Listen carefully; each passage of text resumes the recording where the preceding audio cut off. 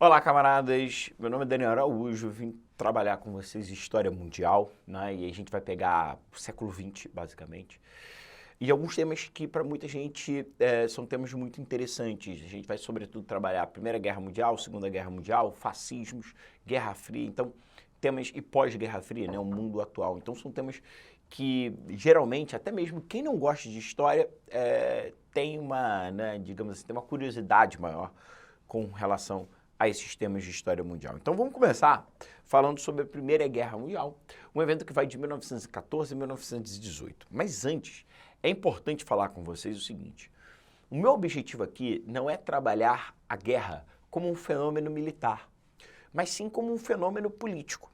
Quais são os fatores políticos e econômicos que levaram à guerra e quais são as suas consequências políticas, econômicas e sociais? Isso é absolutamente fundamental para uma análise de Primeira Guerra Mundial sob o ponto de vista histórico. Tá? Então isso é importante a gente lembrar, tá? Bom, quais são os fatores que levaram à Primeira Guerra Mundial? Vamos voltar lá no século XIX, não é? Porque existem algumas tensões interimperialistas. Bom, quando você pegar algum livro, de repente você vai ver na internet, você vai ver conflitos imperialistas. Eu não gosto de usar conflitos. O que aconteceu foram tensões. Afinal de contas, não existiu uma guerra entre duas potências europeias na África e na Ásia, e eu estou falando do ponto de vista direto. Eu sempre gosto de dizer que aconteceram quase conflitos em vários locais, mas o confronto direto não acontece. Então vamos lá.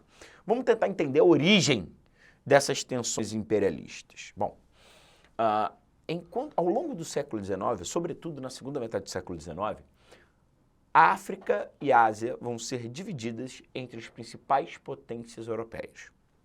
Inclusive, tem uma reunião chamada Conferência de Berlim, não é, que é a principal reunião acerca do imperialismo na África, não é? Ou seja, a África está sendo partilhada, a Ásia também, nessa segunda metade do século XIX. A evolução do mundo capitalista gera uma necessidade de matéria-prima, mercado consumidor, não é? Mão de obra mais barata. Além disso, você tem, né, rivalidades políticas entre os países europeus que começam a acreditar que ter territórios na África e na Ásia era sinônimo de poder. Então, esses fatores levam ao imperialismo. Beleza. E quais são aqueles países mais fortes e mais capazes de fazer o imperialismo? São as duas maiores potências econômicas da época. A Inglaterra, que era a maior potência econômica, portanto vai ser a maior potência imperialista. Inclusive os ingleses brincavam e diziam que eles tinham um império onde o sol nunca se põe, não é? Porque, ou nunca se punha, né? Está no passado. Por quê? Porque quando o sol estava, desaparecendo na Inglaterra, ele estava nascendo lá na Ásia, né? Então, por isso essa brincadeira. Pois bem, e a segunda maior potência capitalista na época ainda era a França. Depois os Estados Unidos passa os dois, né? Mas era a França. Então, a França vai ser a segunda maior potência imperialista. Pois bem, em 1870, em setembro, você tem a oficialização da criação da Itália. Em fevereiro de 1871, a Alemanha é criada.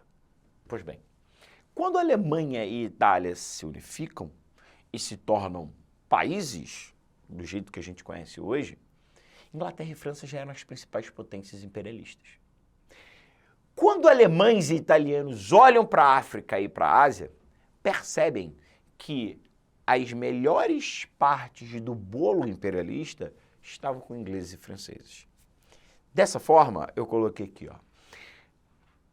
Alemães e italianos vão pressionar por uma redivisão desses territórios na África e na Ásia.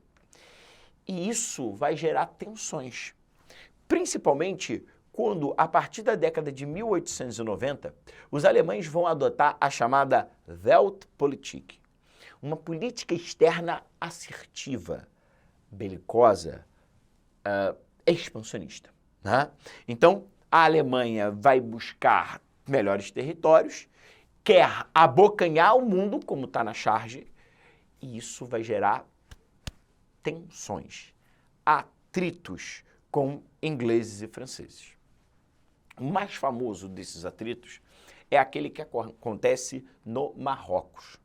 O Marrocos era uma área de influência francesa, que os alemães pensavam o seguinte: bom, é área de influência, né, você não tem tantas tropas francesas ali, ali eu acho que a gente consegue, não é, tomar da França. Os mercadores alemães começam a frequentar o Marrocos. A Alemanha chega a desembarcar tropas no Marrocos por 3 ocasiões, mas quando o conflito vai acontecer mesmo, os alemães recuam. Aqui na charge, a gente tem o Marrocos representado por o Coelho, sendo disputado por espanhóis. A Espanha ainda tinha algumas possessões do Marrocos desde a época das grandes navegações, franceses e alemães. Pois bem, ótimo, perfeito. Então eu tenho tensões, eu tenho quase conflitos. Por exemplo, ao sul, não é, do Sudão, você tem um quase conflito entre franceses e ingleses, né? É o chamado incidente de Fashoda. Então você tem algumas tensões, alguns quase conflitos ao longo do final do século XIX e início do século XX, principalmente, né? Agora, fica muito claro que você vai ter uma associação entre aqueles países que têm excelentes territórios e não querem abrir mão desses seus excelentes territórios, Inglaterra e França. Então, o Botelho querem manter suas excelentes colônias na África e na Ásia. E do outro lado, nós temos o Império Alemão e o Reino da Itália, que querem melhorar as suas possessões ultramarinas. E isso vai gerar tensões. Beleza? Guarda isso que eu vou precisar dessa informação lá na frente, quando a guerra estiver próxima de explodir. Beleza? Bom, o que são os nacionalismos exacerbados, os nacionalismos exaltados? Alguns analistas falam que a principal doença do século XIX é o nacionalismo. É aquela lógica, eu amo o meu país. Porque, muitas vezes, esse nacionalismo beira, esse ultranacionalismo, como mais exacerbado, ele beira a xenofobia, o ódio ao estrangeiro. E quando você odeia, você quer eliminar. Vamos lembrar o seguinte: eu tenho 4 grandes nacionalismos aqui no início do século XX, muito fortes. Então vamos lá. O primeiro é a ideia de pan-germanismo. Aqui, de verde mais escuro, você tem a presença de povos de origem germânicas. Vamos lembrar, a gente chama a Alemanha de Alemanha, né? Mas os norte-americanos chamam de Germany, né? É o povo da Germânia. Agora, não só a Alemanha possui povos de origem germânica. Você pode colocar aí que a Áustria também, tanto que os austríacos falam alemão, né? Tem uma cultura muito próxima do sul da Alemanha. Então, o Império Austro-Húngaro também era de origem alemão e também protagonizava o pan-germanismo. Austríacos e alemães querem unir os povos germânicos porque acreditam que somente a união desses povos germânicos poderia fortalecê-los diante de um mundo com tantos desafios.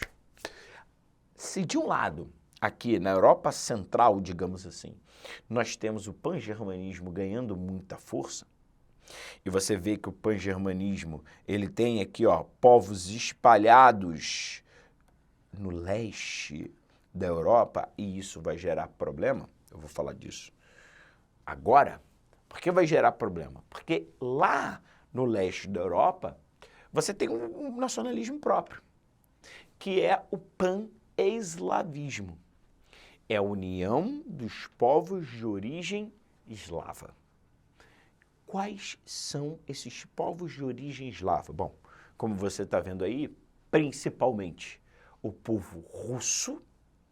Os russos, o grande império russo, era de origem eslava. E lembre-se, Quando eu falo de Império Russo, eu estou falando de vários países que são independentes. Letônia, Estônia, Lituânia, Ucrânia, não é? Até mesmo a Finlândia fazia parte do Império Russo. Então são os povos germânicos, os povos eslavos, que vão disputar territórios aqui, nessa região da Europa, com os germânicos. Já tem um atrito ali. Beleza. Existem alguns outros nacionalismos que estão mais para a Europa Ocidental. O mais famoso deles é o revanchismo francês. Vamos lá. Como é que começa essa ideia de revanche por parte da França? Eu vou explicar para vocês. Lembra que eu falei que a Alemanha foi formada em 1871? Pois bem, entre 1870 e 1871, o principal reino do que hoje é a Alemanha, que é o reino da Prússia, capital Berlim, né? O reino da Prússia, ele tinha alguns obstáculos para fazer a unificação. E vai fazer a unificação através de guerras. Desde o final da década de 1850, os prussianos fizeram guerras. Guerras contra a Dinamarca, para tomar regiões mais ao norte, guerras contra a própria Áustria, para unificar regiões ao sul. E vai fazer uma grande guerra contra a França, para unificar a região ali da Bavária, né, da Baviera, de Baden-Baden, enfim. Eu tenho uma guerra, que é uma guerra muito importante do ponto de vista militar, que é a Guerra Franco-Prussiana. Mas veja, os prussianos tinham um exército sensacional. Eu vou me arriscar a dizer que era o melhor exército do mundo na época. E esse exército vai humilhar o exército francês, mas humilha mesmo. Os prussianos, para vocês terem noção, o imperador da França na época era o sobrinho do Napoleão Bonaparte, que se auto-intitulou Napoleão III. O Napoleão III foi sequestrado pelos prussianos. Os prussianos invadiram a França. Aqui na ilustração, você tem uma pintura da festa de homenagem, em homenagem à unificação da Alemanha. E essa festa vai acontecer dentro do Palácio de Versalhes, símbolo da monarquia francesa. Sim, os franceses foram tão humilhados que eles foram obrigados a pagar uma indenização para a Prússia / Alemanha, agora já era Alemanha, e os franceses vão perder um território muito importante, que é o território da Alsácia-Lorena. Então, veja, os franceses vão exigir, a partir de então, não apenas a retomada da Alsácia-Lorena, eles também vão exigir que a Alemanha seja humilhada. Eles querem ganhar uma guerra da Alemanha e querem humilhar a Alemanha de volta. Só assim, segundo os franceses, a sua ferida seria curada, né? Seria cicatrizada. Beleza.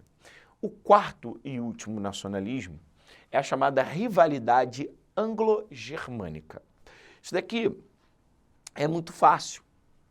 Eu falei para vocês que a Inglaterra era a maior potência econômica no mundo. Lá no século XVIII, porque foi a pioneira da Revolução Industrial. Século XIX, foi a pioneira na segunda Revolução Industrial. Mas na virada do século XIX para o século XX, duas economias já tinham superado a economia inglesa. A economia norte-americana, mas tá lá na América, não importa muito. Mas a economia alemã tinha superado a economia inglesa em vários setores. E os ingleses, que tinham alguns tipos de problema do ponto de vista social, econômico, eles colocavam a culpa na Alemanha. Diziam o seguinte, olha, se eu estou mal hoje, é porque a Alemanha está tirando o meu emprego. É porque a Alemanha está tirando o meu mercado consumidor. Não podemos deixar a Alemanha substituir a Inglaterra. Daí, você tem a chamada rivalidade anglo-germânica. Os ingleses detestam a Alemanha e os ingleses querem que a Alemanha suma do mapa. Veja, olha aqui, todo patriota britânico deve se juntar ao sindicato Trade Unions, são os sindicatos, né? O Union é sindicato, tá? Por isso que quando você tem, por exemplo, um time chamado Manchester United, é o sindicato de Manchester. Por isso que o Manchester United é vermelho, porque os sindicatos eram de esquerda, eram socialistas. E aí o time do sindicato vai ser vermelho, tá? Mesma coisa o Arsenal, é o sindicato da indústria bélica e por aí vai, tá? Enfim, né, aqui na Argentina você tem o Independiente, que é o City, é o time da burguesia, né? Por isso que o City é o azul, que era o time da burguesia. Então, quando tinha Manchester City e United, era o confronto entre burgueses e trabalhadores, né? Então, ó, Union é um sindicato anti-germânico. E aí fala aqui, ó, sem bens germânicos, sem trabalhadores germânicos, sem influência germânica. Grã-Bretanha para os britânicos. É a xenofobia. Beleza? Então, tá aí apresentados os nacionalismos. Agora, eu vou para uma parte mais complicada. Os alunos têm muitas dificuldades de entender a região dos Balcãs, né? Toda a Copa do Mundo você tem que entender a região dos Balcãs, né? Porque, por exemplo, o Brasil vai jogar contra a Sérvia, Balcãs, e quem jogou contra a Croácia, não sei, Daniel pode me ajudar, quem jogou contra a Croácia? Faço ideia, a Croácia jogou ontem. Foi ontem, acho que foi contra a Suíça, enfim. Croácia empatou. Ah, não, acho que foi México, mas enfim, empatou. Né? México não foi, sei lá. Então, não faço, é porque o Lewandowski perdeu o pênalti. Enfim, não faço ideia, mas quando você fala de Croácia, de Marrocos, Croácia, Sérvia, são países que fazem parte de um local que tem uma formação geográfica que a gente chama de Balcãs, tá? Essa região dos Balcãs, ela é muito tensa até os dias de hoje. Lá no início do século XIX, você tem algumas discussões. Então, vamos lá. Veja, existia o grande império turco-otomano, lá no século XV, XVI, XVII, chegou aqui no século XVIII, ó. Esse império turco-otomano, ele domina todo o norte da África, Oriente Médio e parte da Europa. É até interessante lembrar disso, né? Porque, por exemplo, a Copa hoje é no Catar, não é? A Argentina perdeu para a Arábia Saudita. Todos esses países faziam parte do que era o grande império, a Sérvia, a Croácia, todos faziam parte, a Turquia, todos faziam parte desse grande império turco-otomano. Só que olha só, século XV, XVI, XVII, XVIII, quando chega no século XIX, esse Império Turco-Otomano, ele não se aguenta em pé. Esse Império Turco-Otomano, ele começa a se fragmentar. Ele vai perdendo partes importantes de si. Então, olha aqui, ó. Em 1913, 200 anos depois, olha como é que ele vai perdendo territórios, ó. E um dos territórios que esse Império Turco-Otomano perdeu é o território, olha aqui, ó. Olha para essa região aqui, ó. É a região dos Balcãs, tá? Era o Império Turco-Otomano, perdeu.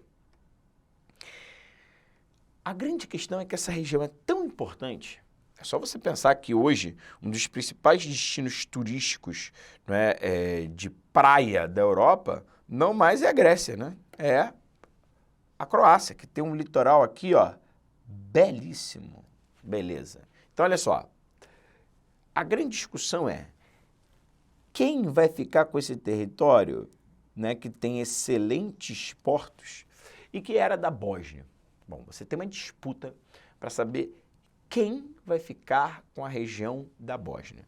Se é o Império Austro-Húngaro, lembre-se que a Áustria e a Hungria têm problema de comunicação por mar, então querem, né, bons portos, ou a Sérvia. A Sérvia, que também é um povo dos Balcãs, mas, como você está vendo aqui, ó, a Sérvia tem um probleminha. Ela também não tem a saída para o mar, assim como a Áustria-Hungria. todo mundo quer uma saída para o mar. Então você tem uma disputa ali. Como a Áustria-Hungria tinha o apoio da Alemanha, ela ganha. Então tá vendo aqui, ó, olha aqui a região que a Áustria-Hungria ganha, ó. Essa rica, importante região, rica em termos de potencial natural, né? Que é a região dos Balcãs, tá? A Bósnia, mesmo tendo mais de 40% da população da Bósnia de origem sérvia, a Bósnia vai ser do Império Austro-Húngaro, beleza? Guarda essa informação, vou precisar dela daqui a pouco. Sabe quem também tem um problema de comunicação com o mar? Juro, o grande Império Russo. Dá uma olhada para o Império Russo. Aí você vai falar, como assim tem problema de comunicação com o mar? Tem, cara, porque olha só, essa região aqui é uma região linda, mas congela a maior parte do ano. Tá? Então, para a Rússia se comunicar com o mar quente, digamos assim, ela vai ter que vir, ó.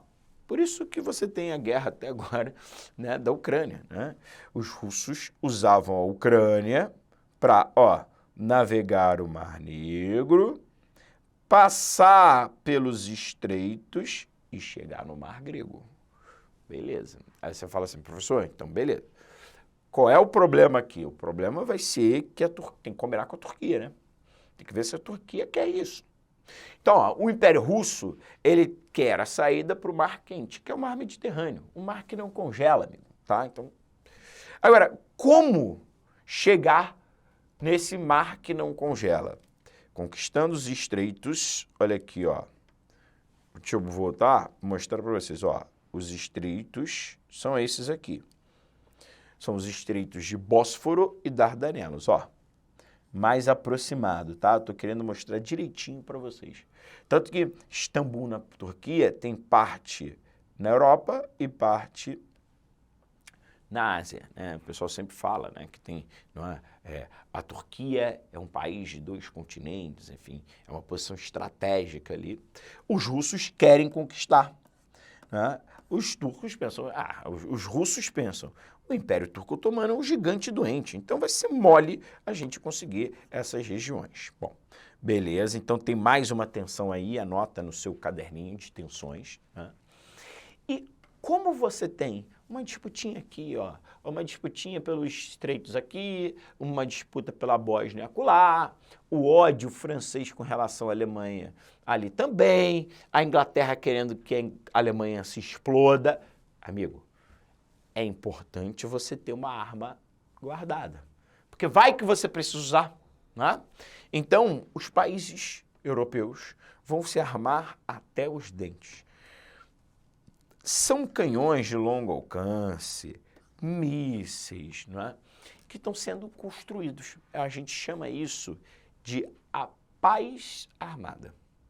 É uma intensa corrida armamentista em tempos de paz na Europa. Então, beleza. Então, o pessoal está se armando e o pessoal também vai buscar alianças militares. Sobre essas alianças militares, sobre essas alianças armadas, vamos lá, a guerra ela tem 2 lados, né? Então, de um lado, eu tenho aqueles que têm excelentes territórios na Europa, ou na África e na Ásia, e querem manter, Inglaterra e França, e a gente já falou sobre isso, né? Do outro lado, aqueles que querem melhores territórios, Império Alemão e Reino da Itália. Beleza, agora, se a Alemanha está de um lado, quem está com a Alemanha é o Império Austro-Húngaro. Por quê? Porque existe ali aquela aliança que é o pan-germanismo. Agora é junto o pan-germanismo. Então, deixa eu botar aqui, ó, que é o pan-germanismo. Beleza. Agora, se o pan-germanismo está de um lado, o inimigo do pan-germanismo tem que estar do outro. Vem cá, quem é o inimigo do pan-germanismo? O aqui tem que ter o... Aqui tem o pan eslavismo.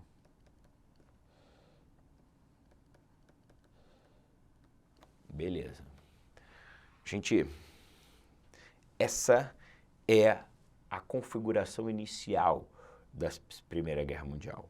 Tríplice Entente e Tríplice Aliança. Beleza? Ótimo. Agora, tá aqui, Entente versus Aliança. Eu estou mostrando no mapa como é essa divisão. Beleza? Ótimo. Agora, sabe o que é mais interessante? O mais interessante disso é que os europeus não tinham noção de como isso daqui era tenso e perigoso. Os europeus achavam que estava tudo tranquilo, tudo maravilhoso, que eles viviam uma bela época. A ideia de Belle Époque é a época que você tem carros, grandes bailes, é a época que vão lançar o Titanic aos mares, né? Os europeus tinham certeza que eles viviam os melhores tempos de suas vidas e que nada poderia abalar a confiança da França, da Inglaterra, no progresso tecnológico.